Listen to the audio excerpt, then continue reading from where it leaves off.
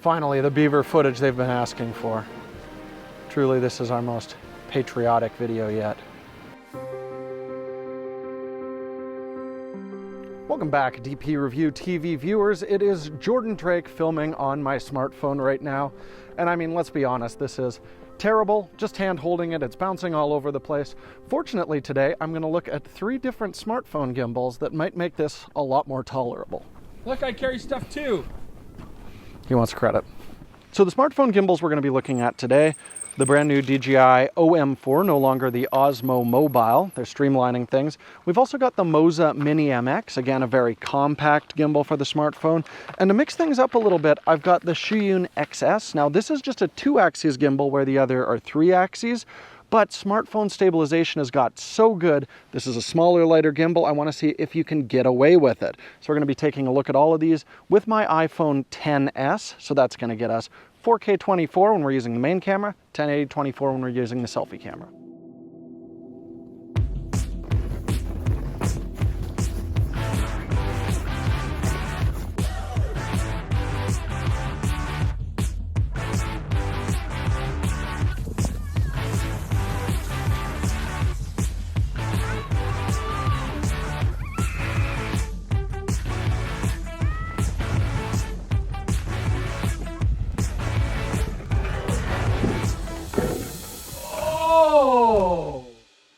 All right, when you're looking at a smartphone gimbal, I think portability is going to be very key.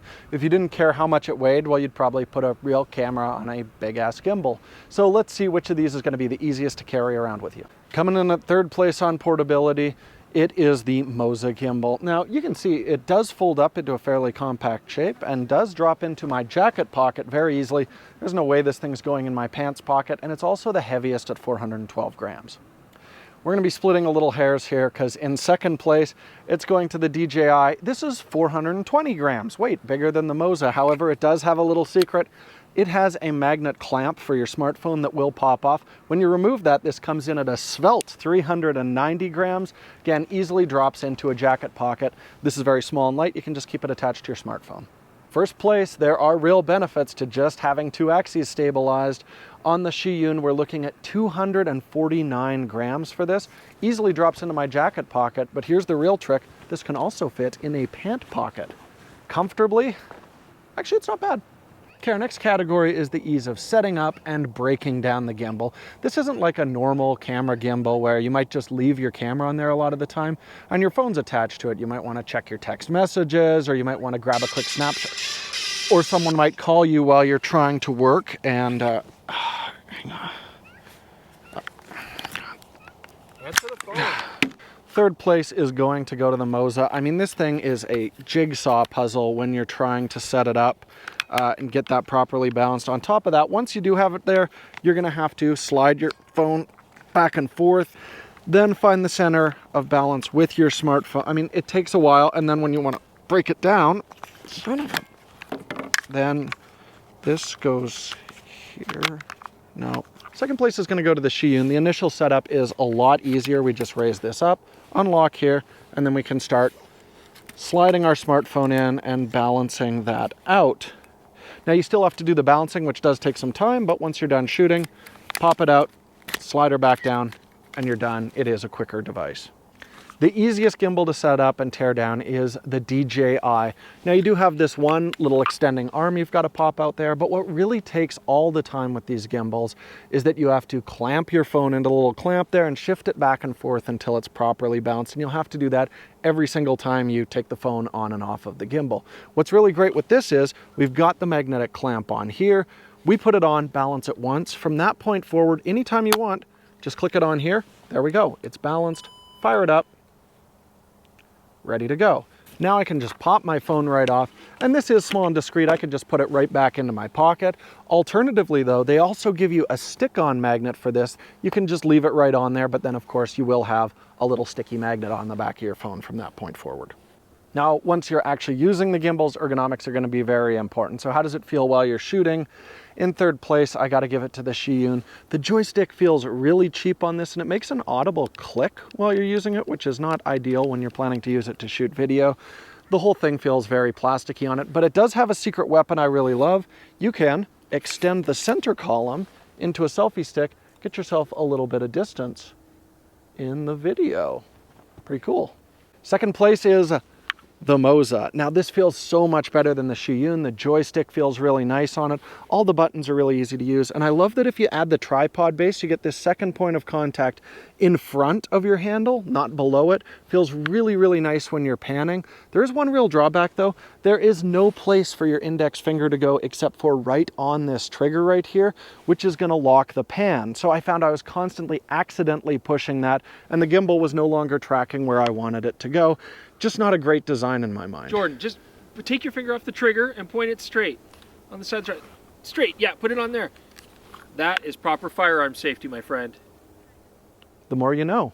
First place is going to the DJI. Look at all that great room for my index finger there when I'm not planning to push the trigger, but also the buttons feel fantastic on this, and you get a nice substantial tripod base to it, which I would probably use with an even bigger camera. Just everything about it feels better designed, which makes sense because it's also far and away the most expensive. All right, here's the test I'm sure you're most curious about because this is about gimbals. They stabilize your camera. Which one does the best job in terms of stabilization? So what we're gonna do for this, we're gonna film it on the selfie camera, and I'm gonna go for a little walk around this kind of slippery, treacherous edge here. Lots of bouncing on it, and we'll see what does a good job. In third place, I can tell you right now, it's gonna go to the Zhiyun because this is just a 2-axis gimbal. So what that means is it's gonna handle any kind of roll or pan, but tilt is gonna be a problem. And you can see when I'm taking big steps, you get this kind of bounce that happens in it. It can be really distracting, and it is a real downside for that.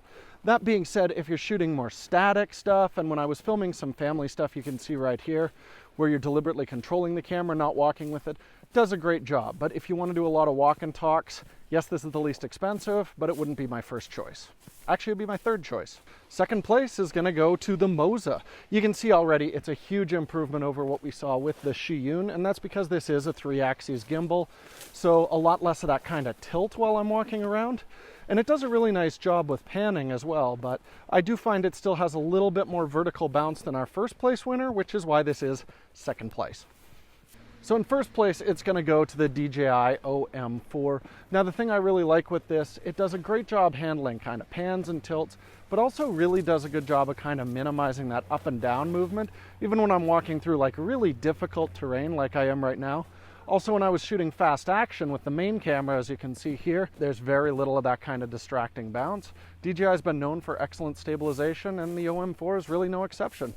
A gimbal's only as good as the app that comes with it, and all three of these offer their own apps that give you extra functionality like time-lapse, hyperlapse, manual exposure control, and tracking, which we're going to test on the path right behind me. I'm going to be coming around there. Very busy background. We'll see how it does tracking. Third place is going to go to the Zhiyun app. It's actually fairly intuitive, pretty easy to work with. Real drawback to it is it's pretty flaky. We had a lot of crashes. It was having a really tough time detecting the Bluetooth as well when we were using it. And the tracking's pretty good. Just remember, this is going to be limited to 1080p recording. But occasionally we'd draw a box and it just wouldn't know what we were actually trying to track. I walk off and it completely ignored me.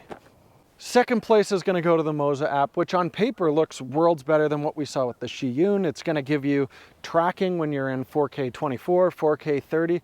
The problem is it's just very inconsistent. Sometimes you'd draw a box and it wouldn't pick the right subject, or it would start tracking you and just suddenly whoosh off in the wrong direction. But when it's working, it works very nicely, and I think this actually has the smoothest tracking when it's properly functioning. For apps, first place is going to go to the DJI Mimo app, which looks shockingly similar to the other ones. They might be a similar app developer, who knows, but the main thing is this consistently opens up, connects immediately to the Bluetooth.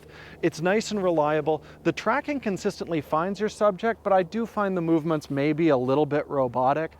But in general, I can trust this app. I haven't been battling with it, and Chris hasn't gotten frustrated using it, so it gets number one.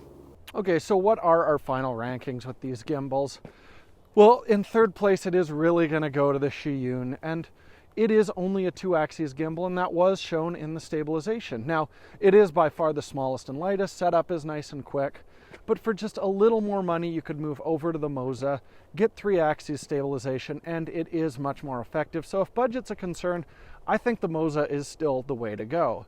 However, if you can spare the extra money moving up to the OM4, I think it's worth it just for the magnet mount, not having to rebalance the gimbal every single time I use it.